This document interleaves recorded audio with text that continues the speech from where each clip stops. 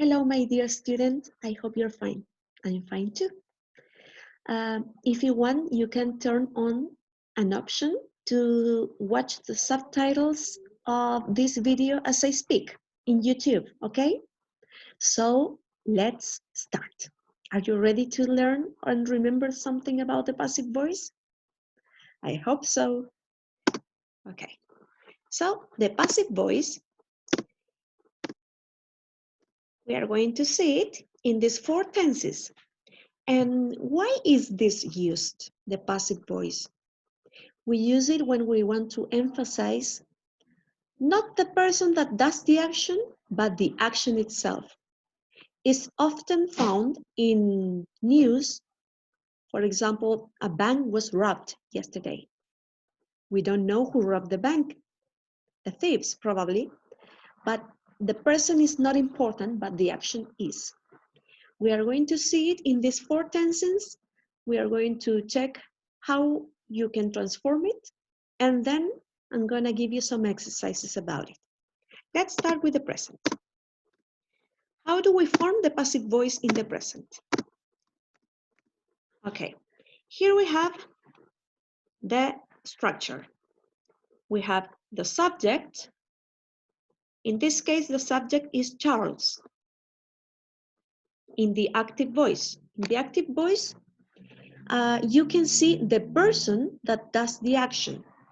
In this case, Charles writes a book. He is the person that does the action.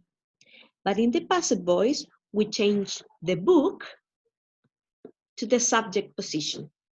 So for forming the passive voice, the subject now is the book.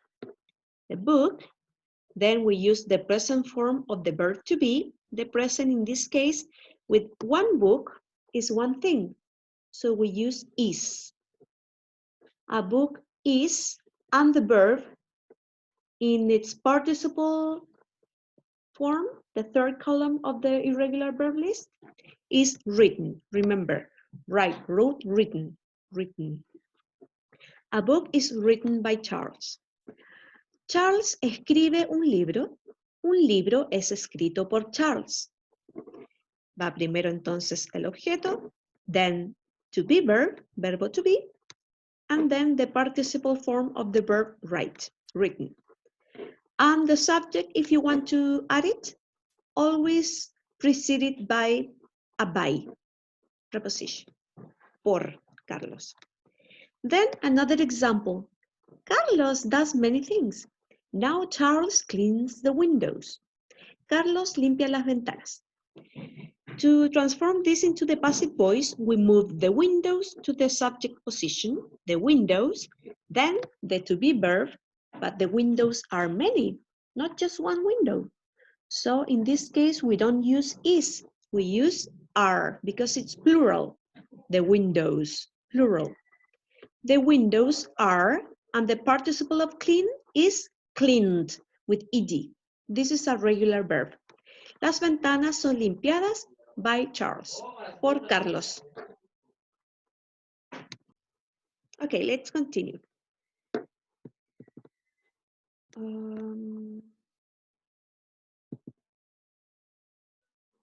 Here we have examples of the active and the passive voice.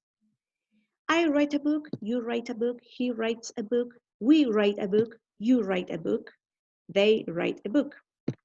And the transformation to the passive voice. A book is written by me. A book is written by you. A book is written by him. A book is written by us. A book is written by you, and a book is written by them. Notice that after by, we don't use the subjects as here in the active voice, but we have to use the object pronouns, which we have seen in previous years. If you don't remember, you can look in Google. Here, you can look for object pronouns. These are all the object pronouns. Now let's continue with the next slide.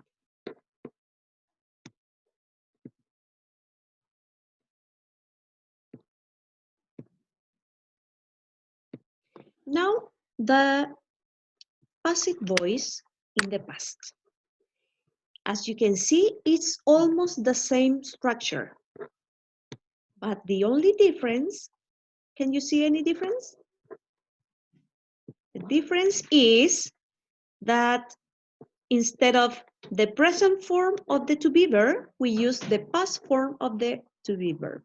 Remember that the past is only was for singular and were for plural. Example. Charles wrote a book. Carlos escribió un libro. A book was written by Charles. Un libro fue escrito por Carlos. Was because it's just one book. And the participle written, again. Here is almost the same than in the present, but the only thing that changes is the to be verb. Remember that it was are in the previous slide? Now it's were because windows is plural. Okay, and here you see all the examples again with book. And the only thing that changes, as you can see, oh, sorry. The only thing that changes is instead of is, you use was. In all these examples, was because it's only one book. But if it was two books, we would use were. Now let's move on to the future. The future, in the future we use will. For example, I will survive. Yo sobreviviré. Here, again, the structure changes a little bit, but only in the to be verb again. Remember, in the present, it was is, are, am. In the past, it was or were. Now, in the future, to transform into the passive voice, we use the future form of the to be verb. That is, will be, será, seré, seremos. For all the persons is will be. Let's see the examples. Charles will write a book. Sería, a book will be written by Charles. Charles escribirá un libro será escrito por Carlos. Charles will clean the windows. How would it be? The windows will be cleaned by Charles. Yes, we were right. Next one. Now, the examples, we are going to see them quickly because it's the same. The only thing that changes, as you can see, is the to be verb that I told you to pay attention. In the future is will be. And always the verbs go in the participle, in the passive voice. And finally, the present perfect. In the present perfect, we use the present perfect form of the to be verb. That is the only thing that changes again, the to be. Example in the active voice. Charles has written a book. Charles ha escrito un libro. In the passive voice would be a book has been written by Charles. Un libro ha sido escrito por Carlos. Charles has cleaned the windows. Now again, as the windows is plural, we don't use has, because remember that has is used for he, she, it. Now the windows have been cleaned by Charles. Have because windows is plural. And now the examples. I have written a book, you have written a book, and so on. And the transformation, a book has been written by me, a book has been written by you. Always here has because it's just one book. But if it was many books, we would have to use have been in plural, okay? Okay, now the homework. You have to go to Google Classroom on Google, right? Google Classroom, and there you have to enter as a student. It will ask you for one code, and the code is this, BUHB7BK. Allí está publicada una tarea con respecto a la voz pasiva y sus correspondientes instrucciones. Ahora vamos a darles las instrucciones, o les voy a dar las instrucciones, yo, solita, de la comprensión lectora de su libro Tune Up. Okay? This reading comprehension is on first unit. You have to look in the first pages, please. And I'm gonna explain the instructions and maybe read it for you if we have some more time. Okay, ready? Before reading, look at the title of the article in pairs. Discuss the key aspects we notice in other people's appearance. Are you concerned with maintaining your appearance? What does the word stereotype mean? Okay, so let's have a look at the title. What's in our appearance? Do you think it's important to look good? Or that it can represent who you are? Think about it. You don't have to write anything at this point. Now, while reading, read the article quickly. Is the article about fashion, stereotype, or discrimination? You choose one of the three alternatives. Circle them in your notebook. In your book, sorry. Now, true or false? Justify your answer with information from the text if it's false.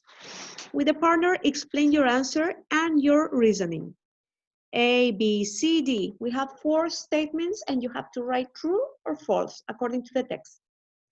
And post-reading, answer these questions.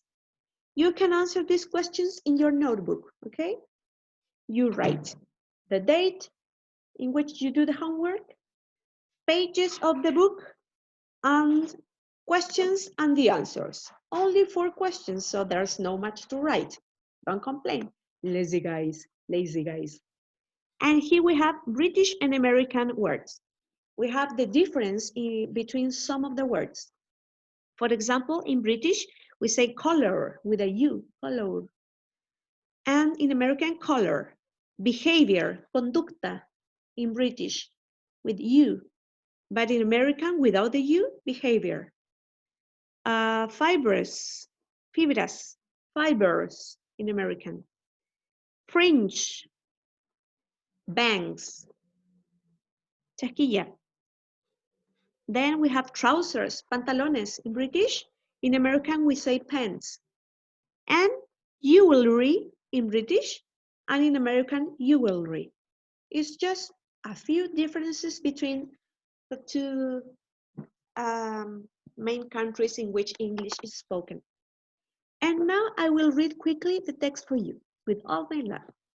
What is in our appearance? Often, when we try to define our identity, we get trapped in stereotypes.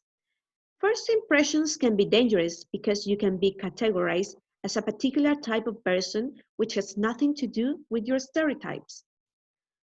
With you, sorry. Stereotypes are beliefs about people based on their membership in a particular group. They can be positive, negative, or neutral. Stereotypes based on gender, ethnicity, or occupation are common in many societies. The tendency is to believe that if you come from a tropical climate, then you wear multicolored clothes, and you are often extroverted and love singing and dancing in the street. It is also said that people from the cold countries are very reserved and don't show their emotions easily. These people usually wear extra warm coats, scarves, gloves, earmuffs, and all kinds of hats to keep the cold out, especially in winter. So can we say they are old-fashioned and boring because they are not wearing shorts, which are the latest fashion? In some countries, People wear traditional dress in a stylish modern way, like the women in India, who wear saris with sunglasses and the many new styles of turban that men and women are wearing in countries where people wrap their heads. Some people prefer natural fibers, and others prefer more industrial fabrics. Does this mean they have a defined personality type? What about young people?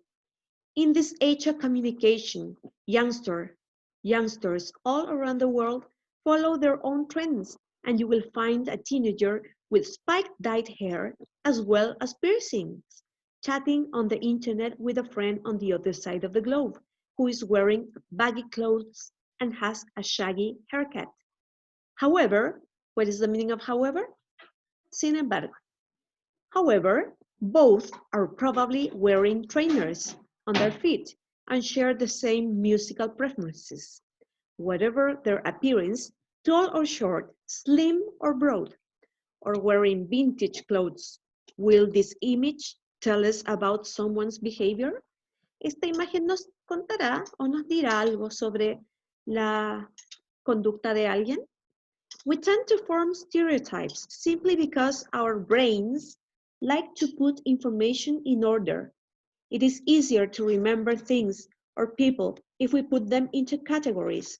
This developmental theory, however, should not make us label people. Esta teoría de desarrollo no nos debería hacer etiquetar a la gente, just because they remind us of something or someone. We need to get to know the other person before we form an opinion of them. Have you ever formed an opinion about somebody that was completely wrong? And then number 9, you have to find words in the text that describe hair, clothes, and people. Use a dictionary if you don't understand some of the words and complete the box. This box, you can complete it in your book too, okay? So that is all for now. I hope that you have had fun. I tried to make it as short as possible. And see you soon, I hope. If you have any question, don't forget to write to me to my email, asking anything you want. Bye-bye. See you.